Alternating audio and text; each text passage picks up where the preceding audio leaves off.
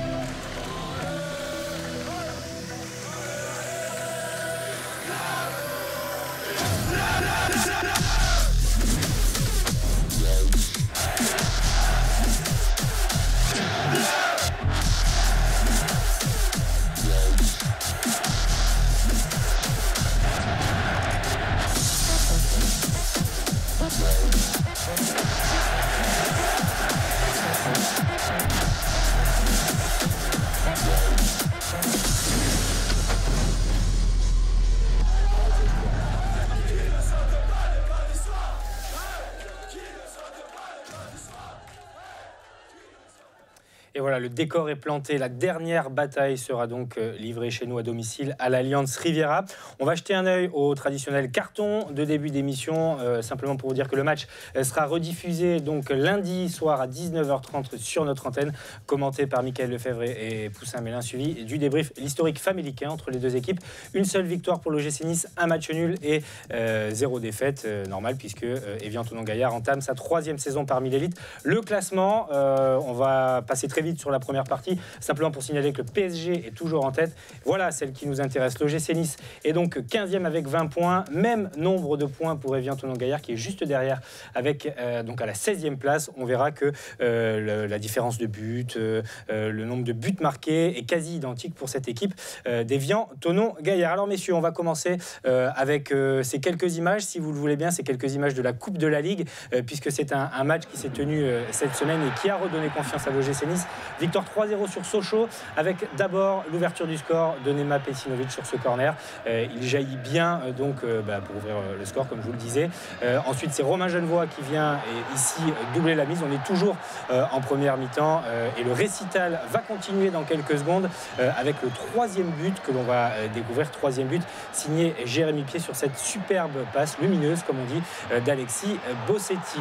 Voilà pour les buts donc, de cette semaine. Victoire 3-0. Je vous signale que l'OGC Nice est qualifié donc, pour les quarts de finale. Les Rouges et Noirs affronteront le FC Nantes à la mi-janvier du côté de la Beaujoire. Ça sera un match compliqué. Thierry, première question. Pour enchaîner, pour réagir, pour bien finir l'année, c'était important de se qualifier contre cette équipe de Sochaux. Surtout après cette défaite, 2 victoires contre Sochaux, c'était ce qu'on pouvait le mieux faire. Donc il faut que ça se poursuive avec Évian-Thonon. Nassim, comment les joueurs ont vécu cette victoire, cette qualification? Est-ce qu'on a senti un départ de dynamique après s'être rassuré par une petite victoire 1-0 en championnat samedi dernier? La démonstration en première mi-temps, leçon de football si on peut dire, 3-0, la victoire est nette et sans bavure. On a retrouvé un petit peu d'entrain dans le jeu et d'allant. Je dirais que c'est surtout la première victoire qui a débloqué pas mal de choses, parce que si on compare les deux matchs, le premier contre Sochaux où l'équipe était vraiment timorée et le deuxième où offensivement c'était beaucoup plus intéressant, l'équipe s'est un peu plus livrée, on allait concéder quand même un peu plus d'occasions à Sochaux, Lucas Véronèse a fait un super match, donc voilà, on sent que l'équipe s'est un peu libérée puisqu'on a osé lâcher les chevaux offensivement.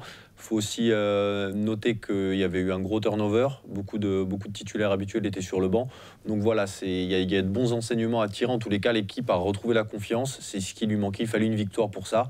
On l'a eu contre Sochaux le premier match, le deuxième c'est une confirmation, maintenant il va falloir enchaîner pour finir l'année magistralement. Alors, après la spirale négative, la série de victoires, donc spirale positive, voici ce qu'en pense Claude Puel. Il faut prendre des points au-delà de l'aspect, je dirais, juste sur ce match-là. Il faut engranger des points. On en a été sevré pendant 7 matchs d'affilée. Donc il faut continuer. Et la route est encore longue, le championnat est encore très long. Alors il a raison, bien évidemment, Thierry Claude Puel, parce que ça permettrait de passer l'hiver au chaud, enfin en tout cas les fêtes de Noël au chaud, que de gagner demain. Déjà, ça mettrait un adversaire à distance, on va dire, et ça permettrait de prendre un peu d'air avant la trêve. Oui, c'est exact. Alors après, il ne faut pas sous-estimer Evian Thonon, parce qu'une équipe qui bat Paris Saint-Germain, c'est une équipe qu'il faut prendre au sérieux. C'est vrai.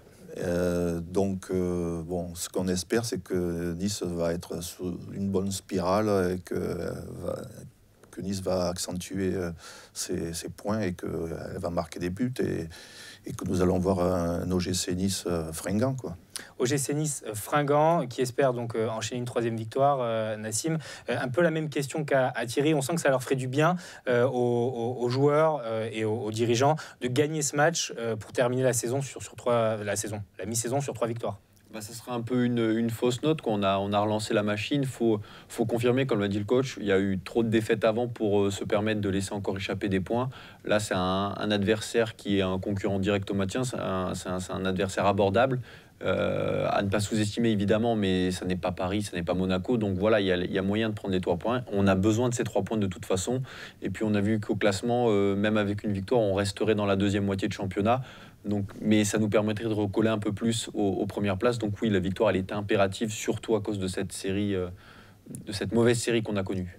Alors, il était de retour sur les terrains le week-end dernier. Il n'a pas joué en coupe cette semaine. C'est David Ospina qui s'est exprimé cette semaine sur cette fameuse série de 3 matchs. Voici son avis. Nous, on pense toujours à ça, à faire les entraînements. Et on se prépare pour gagner le match. Après chaque match, c'est une histoire différente. Et maintenant, on va rencontrer une équipe de bien qui vient de faire de bons matchs. Mais nous, on va essayer de faire le maximum pour finir bien la première partie de la saison et enchaîner 3 victoires. Alors, bien finir la saison, on en a parlé dans cette émission souvent. L'OGC Nice manquait un peu d'audace dans cette spirale un peu négative. On a retrouvé cette audace, Thierry, contre Sochaux. La première mi-temps était assez parlante avec des initiatives, des joueurs qui ont pris des risques. Donc, c'est un petit peu ça le signe positif, c'est que le jeu n'est pas encore totalement retrouvé, mais presque. Oui, mais bon, ce qui est intéressant, c'est qu'on s'est facilité la tâche en marquant 3 buts en première mi-temps. Donc après, on est un peu plus euphorique et tout ce qu'on entreprend, ça réussit plus facilement, quoi. On a vu le 3e but là, au ralenti de Jérémy Pied. On l'a un peu retrouvé aussi, Jérémy, qui était un peu critiqué depuis le début de la saison de par ses performances. Il était un peu en dedans. Il a fait un bon match là contre Sochaux et ce but va certainement lui faire du bien. J'ai envie de dire que même le match sur lequel il se blesse, j'ai plus le souvenir sur quel match il se blesse, mais il faisait un bon match aussi. Et là, la blessure est vraiment venue le freiner. Donc il y avait un peu de doute à se dire est-ce qu'il va réussir à se relancer assez rapidement, parce que revenir de blessure, c'est jamais facile. Là, ce premier match, en tant que titulaire, en plus, il n'est même pas passé par la case remplaçant. c'est de bon augure pour la suite. On l'a vu se démener beaucoup sur son côté droit. Et au-delà du retour de Jérémy, c'est juste qu'on récupère petit à petit tous les joueurs. Et bon, il manque encore Maman et Nemanja qui lui est parti à l'infirmerie. Mais voilà, petit à petit, tous les joueurs reviennent. Donc ça ne peut que donner de la confiance et de l'assurance au groupe. L'absence de Pecinovic, on en reparlera quand on s'intéressera à Evian et à Kevin Bérégo, qui est l'artilleur de cette équipe, qui lui revient bien. Je voudrais qu'on parle maintenant des supporters. Je vous le disais dans le sommaire, c'est vrai que cette année, les supporters sont assez exemplaires. Après 7 défaites consécutives, on a connu des saisons où la patience n'aurait pas été de mise. Et que dire dans d'autres clubs où, après 2 défaites, c'est déjà la crise. Avant de vous faire réagir là-dessus, je voudrais qu'on écoute l'avis de Claude Puel, qui, d'une certaine façon, rend hommage à ses supporters. Bah, quand même, je reste concentré un petit peu sur le match, normal, mais bon, j'ai bien apprécié quand ils ont scandé, qu'ils ont fait un petit peu ce qu'on fait en début de match ou en entame. Donc je trouvais ça super. Ils étaient peu nombreux, mais c'était les meilleurs qui étaient là. Les supporters voient aussi leurs joueurs qui ne lâchent pas et qui donnent tout dans un match, même quand ils ne sont pas récompensés. Ce qu'ils apprécient avant tout, c'est l'attitude de ce groupe-là, de tout donner, de ne rien lâcher. Donc de temps en temps, c'est pas payant. Et ils sont aussi frustrés, aussi déçus que nous pouvons l'être. Mais si les joueurs ne trichent pas, et ils ne trichent pas, ils le voient bien, ils sont derrière nous. Alors je voudrais vous montrer une petite séquence, vous savez, le fameux clapping qui d'habitude est fait avant le match. Je crois que là, je dis pas de bêtises, Nassim, c'est la première fois qu'il avait lieu pendant le match. Vous avez tout filmé, voici ce que ça donne. Même si la tribune était moins pleine que d'habitude, ça donne quand même des frissons. Toutes les mains, les gars, toutes les mains, la manque. Allez, là-bas, là-bas, là-bas, là-bas, là. Allez, les mains, là.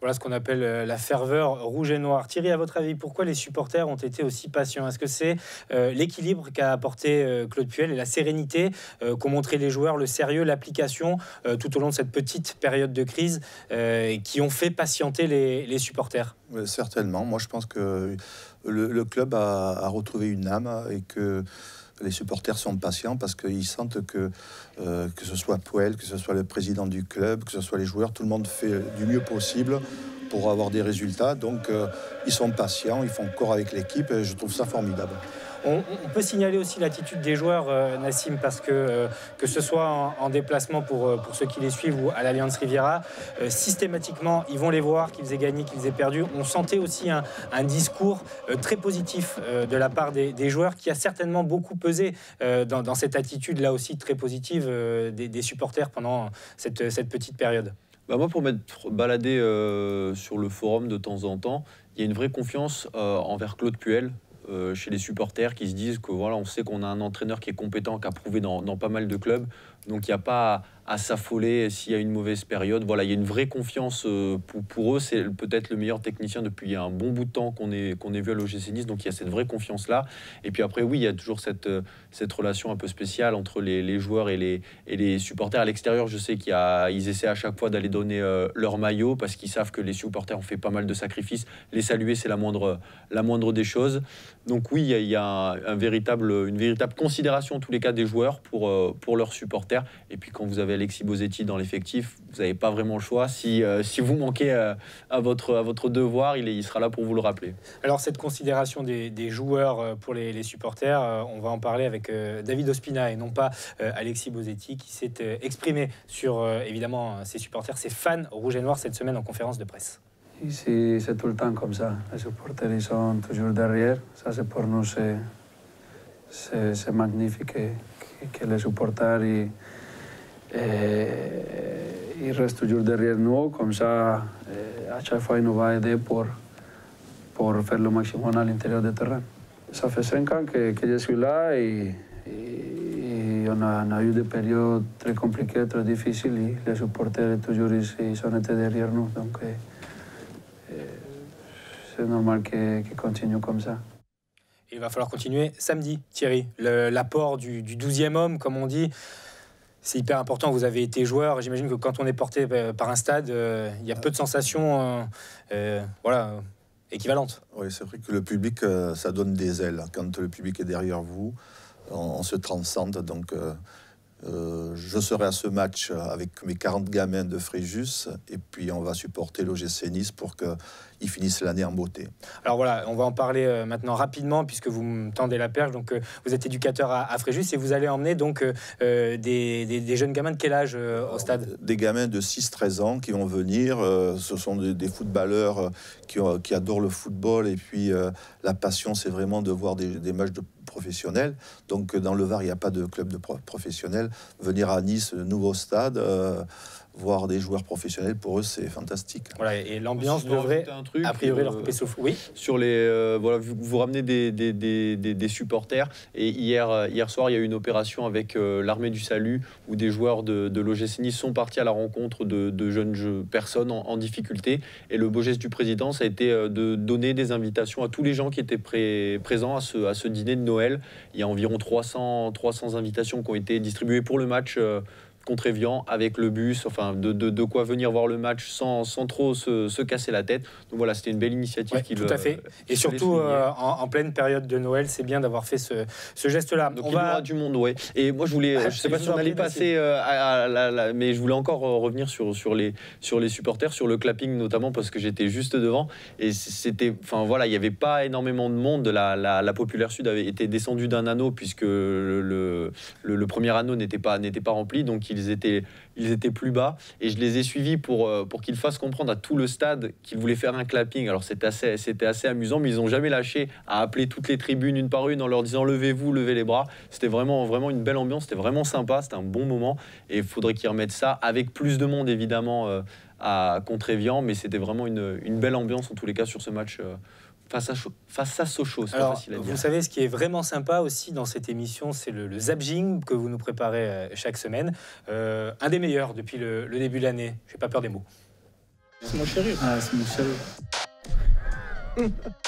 Jérémy, c'était un... Quel pauvre mec. Oui. Ce qui est important, c'est que quand je me présente là, il y a toujours la petite caméra là qui me filme. Mais je la regarde jamais. Ça, c'est important. Je la regarde jamais. T'as un poil de nez, la famille. T'as des poils. Ils dépassent. Ah ouais, mais bon. Je les épilerai pour te faire plaisir. Allez, d'accord. Alors, vas-y, on reprend. Donc le remplaçant se présente là. Toi, tu viens tout de suite au marquage. Exactement. Immédiatement, le parka, la bouteille d'eau, tout de suite. Toujours, petite tape sur l'épaule. La petite tape sur l'épaule, c'est important. Si, j'ai parlé hollandais. À qui? Dans les caméras. En hollandais. Je croyais des Hollandais à Nice. Bon, déjà les gars, première question, qu'est-ce que c'est que cette coupe de cheveux? On veut une explication. Il n'y a pas de pari, il n'y a rien de tout ça. C'est qu'on adore un clip et il y en a un qui a cette coupe et un soir on était comme ça à deux chez lui, on s'est chauffé à le faire. Et lui il pensait que je n'étais pas capable de le faire et voilà, on l'a fait il n'y a pas longtemps. Depuis je marque. Déjà, je marque plus que Dario. Hein, c'est bon. Chambreur, Nema Pejsinovic. Petite précision, les cheveux peroxydés de Colo et de Lloyd Palin, c'est un hommage à un clip de Chris Brown, hein, c'est ça, Nassim? Exactement. Voilà, comme ça, grand fan. Comme ça, vous savez tout. On va parler d'Évian maintenant, messieurs. Alors, on va parler d'Évian, mais d'abord, je voudrais vous remontrer cette image qui date de la saison dernière. On est à la 18e journée, donc à peu près à la même époque de l'année. L'OGC Nice et Évian font à ce moment-là du match la 91e match nul, 2 buts partout. Lorsque surgit Neil Maupay pour son premier but en Ligue 1, de très belles images, de très beaux souvenirs. On revoit le Stade du Rail par la même occasion. C'est un élément important ce but de Neil Maupay parce qu'il est toujours blessé, il ne sera pas là. Mais on va écouter dans quelques secondes ce que dit Kevin Bérigaud qui reste un petit peu traumatisé, on va dire, par cette défaite. Kevin Bérigaud, c'est l'attaquant d'Évian Thonon-Gaillard. Écoutez. J'espère qu'on l'a encore dans la tête et qu'on ne fera pas les mêmes erreurs. Parce que voilà, je pense que c'est frustrant, comme je vous l'ai dit. C'est à l'image de quelques matchs de cette année où tu as le match en main et que tu le perds. Donc voilà, j'espère qu'on se souviendra de l'année dernière et qu'on fera pas les mêmes erreurs. Ils l'auront encore en tête, vous pensez, Thierry, ce match au moment de se présenter sur la pelouse demain soir ou... Tonon, pas vraiment à mon avis. Hein. Je pense qu'après, ce qui va se passer, c'est sur le terrain. Et à ce moment-là, je pense que Nice va devoir sortir le grand jeu pour finir la saison en beauté, enfin l'année en beauté, pour qu'on puisse redémarrer une saison sur de bonnes bases. Une bonne dynamique. Pour rebondir sur ce que disait Kevin Berigo, c'est surtout au niveau de la dynamique, parce que ce match-là, Evian l'a vécu ce scénario-là, en tous les cas, Evian l'a vécu plusieurs fois cette saison. Pascal Duprat en parlait également en conférence de presse, où voilà, lors de plusieurs rencontres, ils ont cru partir du stade avec des points, avec 3 points, contre Reims notamment. Et au final, ils concèdent un but très tardivement dans le match et ça leur flingue toute la partie. Donc voilà, ce match-là leur ramène à des souvenirs beaucoup plus récents. Et c'était pour ça que je pense que Kevin Berigo a voulu le souligner. Je voudrais vous montrer un petit carton classement pour qu'on voit un petit peu la situation des deux équipes. Donc 20 points, le même nombre de points. La différence de but est quasi la même. Moins 9 pour Nice, moins 10 pour Evian. Et les buts marqués sont aussi quasiment similaires, avec 15 buts pour l'OGC Nice et 18 buts pour Evian. Donc c'est vraiment un concurrent direct. Et Evian qui compte un match en moins, qui n'a pas été joué contre Saint-Etienne, qui s'est joué à la rentrée. Donc oui, un concurrent évidemment dans la position et dans la situation dans laquelle on est actuellement. On ne parle pas d'Europe, on parle de maintien. Et aujourd'hui, oui, Evian, c'est clairement un concurrent direct au maintien. On a réussi à écarter Sochaux. Va falloir faire exactement la même chose avec Evian. Alors, c'est vrai que Evian est une équipe qu'on qualifie souvent d'équipe de contre, Thierry. Pascal Duprat, l'entraîneur d'Evian, aime pas trop d'ailleurs quand on dit ça de son équipe. Mais pas trop dès qu'on dit quelque chose sur son équipe. Ils sont formidables, on adore ce qu'ils font. Il est un petit peu grincheux, mais bon, c'est sa personnalité. On l'aime bien aussi pour ça. Il va falloir faire attention. On le dit chaque semaine, mais là, on est vraiment face à une équipe qui a le même nombre de points, qui aura aucune envie de laisser partir l'OGC Nice et qui pourra rééditer le même genre de performance que celle qu'on voit là à l'écran, avec ce but de Daniel Vasse qui était venu égaliser face à Monaco. Donc attention danger quand même, j'ai envie de dire. Ouais, moi je trouve que c'est une équipe surprenante parce que match nul à Monaco, vainqueur de Paris, donc c'est une équipe qui a le même nombre de points que nous, mais on peut s'attendre à tout avec cette équipe, donc vigilance. C'est exactement ça, c'est une équipe qui est pas capable du pire comme du meilleur. Ils peuvent en prendre 4 contre Lorient et puis aller battre le PSG, ça n'a aucun sens, mais voilà, elle est assez irrégulière en tous les cas au niveau de ses performances. À l'extérieur, c'est pas super efficace non plus. Je crois qu'ils ont la 5e... 13e, ils sont à l'extérieur. Qu'est-ce que je me le suis... C'est la deuxième plus mauvaise attaque à l'extérieur. Voilà ce que je voulais dire. Ils ont marqué que 5 buts.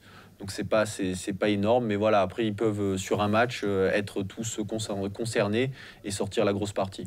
On va écouter les deux coachs, avec d'abord celui d'Evian, Tonon Gaillard, le très sympathique, donc Pascal Duprat. On a un match contre Nice qui est celui-ci très important et qui vaut 3 points contre une équipe de Nice qui se relève. Donc je pense que c'est pas le bon moment d'aller à Nice. Il faut simplement confirmer sur le terrain ses bonnes dispositions. Il faut surtout ne jamais oublier qu'on n'a pas de marge et que le maintien sera difficile à obtenir. Quoi qu'on en dise, quelles que soient les spéculations qui sont faites, le maintien sera difficile à obtenir. C'est au prix de beaucoup d'efforts qu'on réussira à l'obtenir.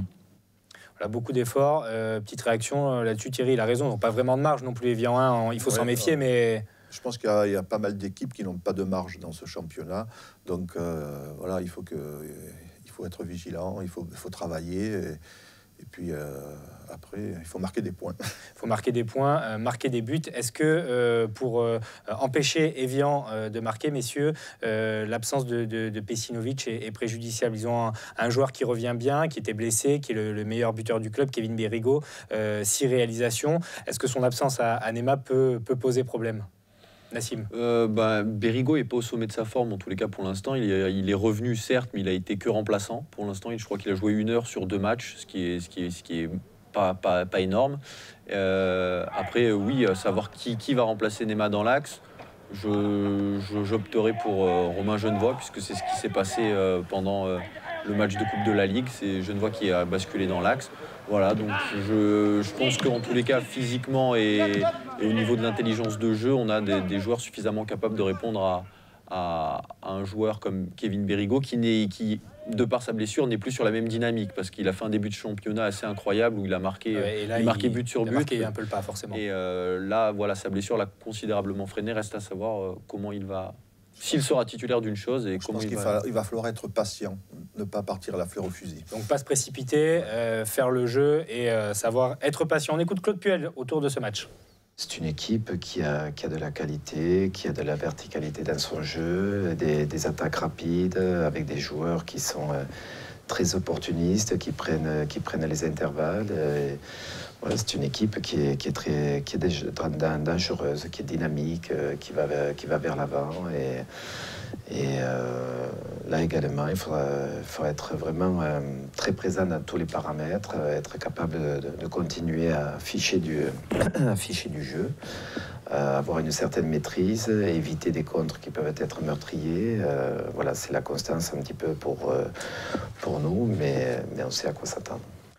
On sait à quoi s'attendre, voilà, ce sera le mot de la fin dans cette émission. On va quand même jeter un œil au programme complet de cette journée avec en ouverture ce soir l'AS Monaco qui accueille Valenciennes, l'AS Monaco qui peut s'emparer provisoirement de la place de leader s'ils battent les nordistes. Demain, choc quand même entre l'AS Saint-Etienne et le FC Nantes à 17h, OGC Nice-Evian à 20h. On bascule à dimanche dans ces affiches notables du week-end. Olympique de Marseille accueillera les Girondins de Bordeaux et puis cette 19e journée se conclura à 21h par le match entre le PSG et Lille. Voilà pour donc le programme de cette journée. On va jeter un œil au programme d'Azur TV. Alors notez bien les dates parce que le jour J donc du lundi au vendredi reprendra le 6 janvier. Le prochain brief, lui, aura lieu le vendredi 10 janvier. Mais vous le savez, lundi, vous retrouverez Poussin Mélin et Mickaël Lefebvre pour la rediffusion de ce match entre Nice et Evian. Et puis, bien sûr, dans la foulée, un débrief qui sera consacré à ce match. Lundi soir également, 100% Aiglon sur l'antenne de France Bleu Azur, 103.8 sur la Côte d'Azur. Voilà, on a été complet, je crois. Messieurs, merci beaucoup. Thierry, à très bientôt sur ce merci plateau. De m'avoir accueilli. Ben, je vous en prie. Allez le gym. Allez le gym, vous revenez quand vous voulez. Nassim, on se retrouve à la rentrée puisqu'on va faire un petit break. Hein, nous, pendant les vacances. Ne vous gavez pas trop pendant ces périodes de Noël. Et puis, donc, on sera de retour le vendredi 10 janvier pour un prochain brief que nous passerons ensemble. Merci de votre fidélité. Passez de très bonnes fêtes et à l'année prochaine.